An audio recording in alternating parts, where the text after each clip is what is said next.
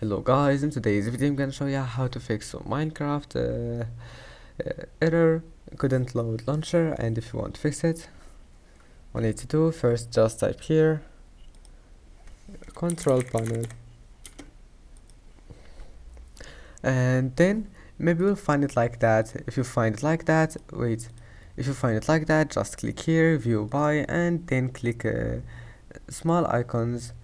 And now you need to find here Java, and here's it.